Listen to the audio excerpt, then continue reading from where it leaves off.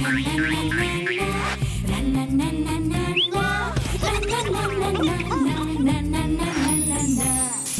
নুন ঝালে আমার স্বাদের রান্নাঘর, ফোড়ন ডালে সবাই আপন, কেউ নয় পর।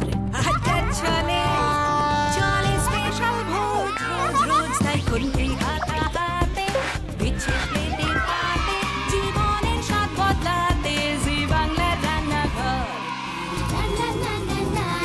জি বাংলার রান্নাঘর।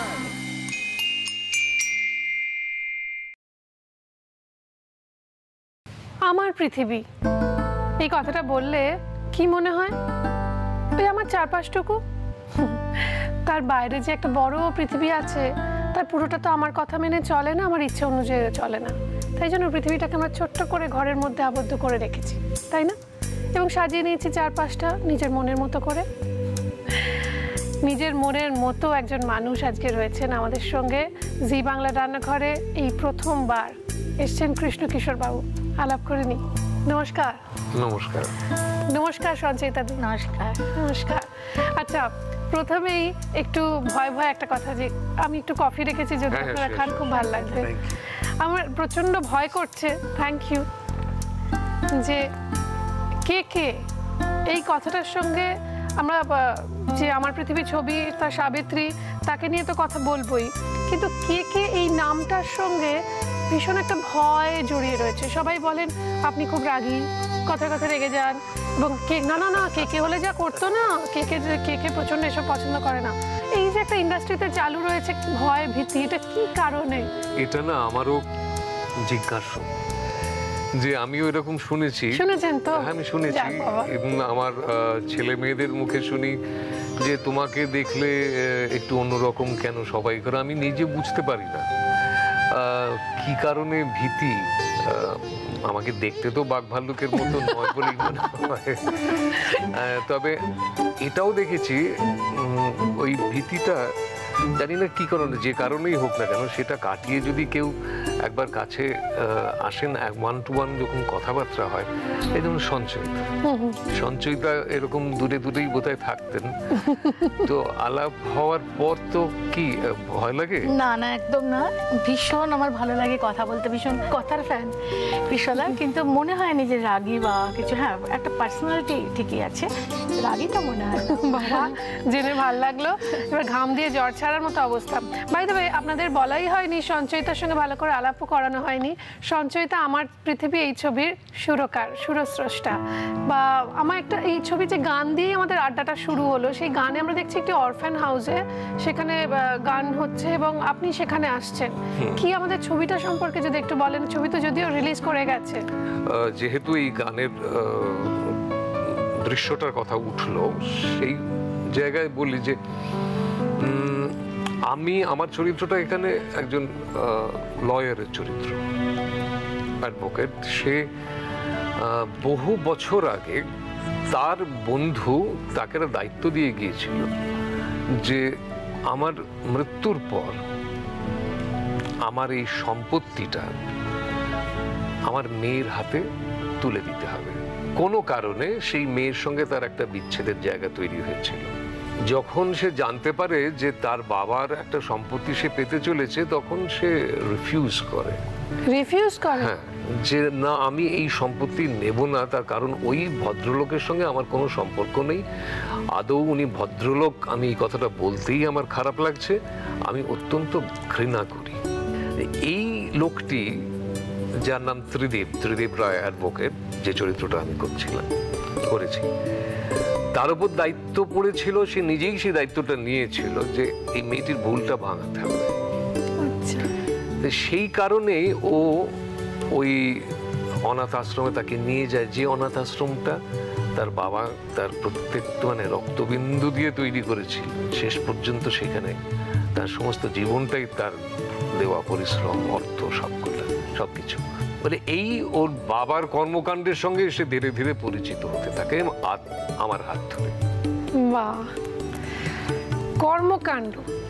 কর্মকাণ্ড ঘটে তো এখানে রোজ রোজ সেই কর্মকাণ্ডের জন্যই আমরা ফিরে ফিরে আসি, এবং ভালো খাবো বলে আসি, দুজন গেস্ট রয়েছেন এবং আমাদের একজন গেস্ট তার মধ্যে বেশ ভালো রান্না করেন এবং রান্না শিখবো আমরা। শুরু করে দেবো আমাদের আজকের চপ মুড়ি স্পেশাল রান্না। লইট্টা, আহা হা, কি না ভালো লাগে। বাঙালিরা লইট্টা মাছের ঝুড়া খেতে আমরা শিখেইছি বাঙালদের কাছ থেকে। এতে আমাদের এতটুকু লজ্জা নেই এবং বলতে এতটুকু দ্বিধা নেই যে ভাগ্যিস বাঙালরা এত ভালো ভালো ঝুড়া তৈরি করেন, তাই আমরা খেতে পেরেছি। একদম সত্যি কথা, একদম সত্যি। এবং সেই লইট্টার চপ তৈরি হবে আজকে, সঞ্চয়িতাদি বানাবেন, তাই তো? একটা মাঝখানে কথা বলে, আমি কিন্তু একদম খাস বাঙাল, জানো তো। হাসিটা দেখেই বুঝতে পেরেছি, আমি হাসিটা দেখেই বুঝে গেছি। ডিপ ফ্রাই হবে তো? ডিপ ফ্রাই হবে। ঠিক আছে। তেলে দেখো একটা ঘন সোনালী রং। এর মধ্যে রয়েছে জ্যান্থোফিল, যা কিনা আইসাইট প্রখর করে, রয়েছে ওরাইজনাল, যা কিনা ব্যাড কোলেস্ট্রল দূর করতে সাহায্য করে, রয়েছে স্কোয়ালিন, যা কিনা স্কিনকে রেডিয়েন্ট করে। এবার আমার বলো কি কি লাগছে। লইট্টা মাছ লাগছে সেদ্ধ করে কাটা ছাড়িয়ে রাখা, লাগছে আমার পেঁয়াজ বাটা, রসুন বাটা, আদা বাটা, লাগছে কাঁচা লঙ্কা কুচি, লঙ্কা গুঁড়ো, নুন, চিনে বাদাম সেটা ভেজে রাখা, আর কালো জিরে, কালো জিরে আর বেসন লাগছে আমার, একটু ছাতু রাখা আছে যদি দরকার লাগে, আলু সেদ্ধ আছে, আর আছে তোমার পার্সলে কুচি, ধনেপাতা কুচি। তো শুরু করো দেখি। হ্যাঁ, প্রথমে মাছটা নেওয়া। আমি মাছটা দিলাম আগে দিয়ে। আচ্ছা সঞ্চয়িতা দি, আমি যদি আপনাকে অনুরোধ, মানে তোমাকে অনুরোধ করি, তুমি কৃষ্ণদাকে বলো যে এইটা দিতে। আমি হাতে তুলে দেবো? হ্যাঁ, তুলে দেবো। দেখবো মশলাগুলো at least চেনে কিনা। আচ্ছা, আমি আলু সেদ্ধ দিচ্ছি। হ্যাঁ, অন্তত এটা না মাছের করা যাবে। হ্যাঁ, অবশ্যই। এটা মাছের পরিমাণ মতো আমাকে দিতে হবে। নিও না, তুমি বলো। পেঁয়াজ বাটা দেখিয়ে দাও কোনটা পেঁয়াজ বাটা। হ্যাঁ, এটা পেঁয়াজ বাটা। ওই যে পেঁয়াজ বাটাটা দাও। বুঝতে পেরেছি। আচ্ছা, আমি একটা মানে চামচ, আড়াই চামচ মতো দিলাম। আড়াই চামচ, হ্যাঁ। এরপর তুমি আমাকে লঙ্কা গুঁড়ো দাও। যা যা পাশে পাশে আছে ওইভাবে ওই অর্ডারেই চাইছে। ওইটা লঙ্কা গুঁড়ো জানতো। ও আচ্ছা, লঙ্কার রং লাল, বেশি লাল মনে হচ্ছে না। তাহলে এটা কি? ওটা হচ্ছে গরম মশলা গুঁড়ো। এটা আমি বলতে তখন ভুলে গেছি। আচ্ছা আচ্ছা, তুমি তো ঝাল কম খাও না? কম না, মানে আমি 2 চামচ মতো দিলাম। লোটে মাছ তো। হ্যাঁ, নুন দেবো। কৃষ্ণদা নুনের জন্য আপনাকে ভরসা করতে পারলো না, নিজেই নিয়ে নিয়েছে। না, আবার বলবে কোনটা নুন হতে, এটা দিয়ে দেবে। একদমই তাই। রসুনটা দাও। আঙুল দিয়ে দেখিও না। সরি দেখি না কি দেয়। গন্ধে বোঝা যায়, গন্ধে যায় চেনা। রসুন একটু বেশি দিলাম। হ্যাঁ হ্যাঁ, আমি রসুনের ফ্লেভারটা ভীষণ পছন্দ করি, তুমিও করো। আদা বাটা মানে হচ্ছে কি ধরেছি বোধহয়। দেখে নিল ওই একটাই বাটা বাকি আছে। 1 চামচ দিলাম। 1 চামচ না, 1.5 চামচ দিলাম। রসুনটার থেকে কম। আচ্ছা, চপ হয় না মানে ওই দোকানের অমুক চপটা বেশি ভালো লাগে। এবার তুমি আমাকে বাদামটা দাও। বাদাম। আর আমাদের সময়ে মানে নর্থের চপ ছিল, নর্থের চপ আর মুড়ি। মানে বিশ্বরূপার উল্টো দিকে একটা দোকান আজও চলে, বাদাম পুরোটাই দিয়ে দিলাম। স্টারের উল্টো দিকে। সে সাংঘাতিক চপ ভাজা। এবং আমাদের শুটিং এর সময় সন্ধেবেলা ওই মুড়ি মাখা হয়, আর চপ আর মুড়িটা এখন ওই সমস্ত মোমো ইত্যাদি ইত্যাদি হয়ে গেছে। তো এখন আর অত অনেক কিছু আনায়, কিন্তু চপ মুড়ির টেস্টটা কিন্তু আলাদা। চপ মুড়ি খেতে খেতে বন্ধুদের সঙ্গে আড্ডা মারা, সিনেমার গল্প করা, সত্যি এটা কিন্তু এখনকার ছেলেমেয়েরা ভুলে গেছে একদম। হ্যাঁ, এটা কি শাহুয়ের তেলে ভাজার দোকান? হ্যাঁ হ্যাঁ হ্যাঁ, একদম তাই। এবার গরম মশলাটা তুমি আমাকে দিয়ে দাও। এইটা বোধহয়, তাই তো? ওটাই তো বাকি আছে। না আরো বাকি আছে। না, পার্সলেটা দাও। ও পার্সলে, বাবা। লক্ষ্মীনারায়ণ সাউ, ধনেপাতা কুচি আর পার্সলে পাতা কুচি। এটা একটু ফ্লেভার আনবে, একটু বেশি দিলাম। হ্যাঁ, এবার আমি এটা মাখি। এটা হাত দিয়ে মাখতে তোমার সুবিধা হবে। হাত দিয়ে মাখাই ভালো, সুবিধা হবে। তুমি যদি পারমিশন দাও। এই বাবা, হাতেই তো, ওইটাই তো আমি সবসময় বলি না, হাতটা হচ্ছে ভালোবাসার একটা ব্যাপার। আমাকে একটু ছাতুটা দাও না। এইটা বোধহয় না? আমি জানতাম এটা কঠিন জিনিস দেওয়া হয়েছে। না, কারণ এটার সঙ্গে আমার পরিচয় রয়েছে। ছাতুর সাথে কেন, কিভাবে? হ্যাঁ, আমি খাই। খায়? হ্যাঁ, ভীষণ খাই। এইবার দেখে নিন আজকে আমাদের প্রথম প্রশ্ন। লইট্টার চপে ব্যবহার হয়েছে এ কাঁচা চিনেবাদাম, বি সেদ্ধ চিনেবাদাম, সি ভাজা চিনেবাদাম। আমার পৃথিবী 4 দিন হলো রিলিজ হয়ে গেছে, এখন কিরকম রিয়াকশন পাচ্ছ তুমি? একটু খুব ভালো, তাই? ভীষণ ভালো। সাবিত্রী কে এই ছবিতে? শ্রীলা দি না? হ্যাঁ, শ্রীলা মজুমদার, মানে আমার প্রিয় অভিনেত্রী। তো এখানেও একটি চরিত্র করেছেন, তবে আমার মনে হয় সেই চরিত্রটা ওইভাবে বর্ণনা করার থেকে ছবিতে বলবে না, কিচ্ছু বলবে না, বুঝতে পেরে গেছি আমি। আচ্ছা, যেটা বলতে হবে এখন সেটা হচ্ছে চপগুলো গড়া হয়ে গেছে, যেটা দেখি আমার জিভে জল এসে যাচ্ছে, এক্ষুনি খেতে ইচ্ছে করছে, কিন্তু কি করে বানালে একটু আমাদের দেখা। দেখিয়ে দিচ্ছি। এই ছবির অনেকগুলো গান রয়েছে, মানে সুরকার হিসেবে এটা আমার 10 নম্বর ছবি, কিন্তু দেখো আমি গোল করে নিয়ে জাস্ট চপের আকারে করে নেওয়া। হ্যাঁ, যে যেরকম হাতের কাজও খুব ভালো, দেখে বোঝা যাচ্ছে। আমি কি একটা প্রশ্ন করতে পারি? সেটা হচ্ছে যে এই যে রান্নাঘরের এই যে হাতের কাজ, সেটা যখন সুরের তারে আসে তখন সেটা কিভাবে সাহায্য করে? হ্যাঁ, এটা খুব একটা আমার বলার মতো ব্যাপার। সেটা হচ্ছে রান্না, যেমন তুমি খুব ভালো বুঝবে, এটা রান্নাও একটা আর্ট। খুব সুন্দর করে তুমি নিজের মতো, সবসময় শিখে রান্না হয় না, রান্নার মধ্যে নিজের একটা আগ্রহ থাকা দরকার, এবং কি করে আমি রান্নাটাকে সুন্দর করব সেটা কখনো কখনো কিন্তু নিজের মতন করে সাজানো যায়। সুরটাও ঠিক তাই, জানো তো। ব্যাটারটা আমরা রেডি করে নিই। হ্যাঁ, না, তবে আমার মনে হচ্ছে যে যেভাবে তৈরি হয়েছে এবং যা যা দেওয়া হলো, তুমি ব্যাটারটা হ্যাঁ নিশ্চয়ই নিশ্চয়ই খেতে ভালোই লাগবে, ভালো হবে, বেশ ভালো লাগবে বলে মনে হচ্ছে। আর বিশেষ করে লইটা তো আমরা দিচ্ছি বেসন।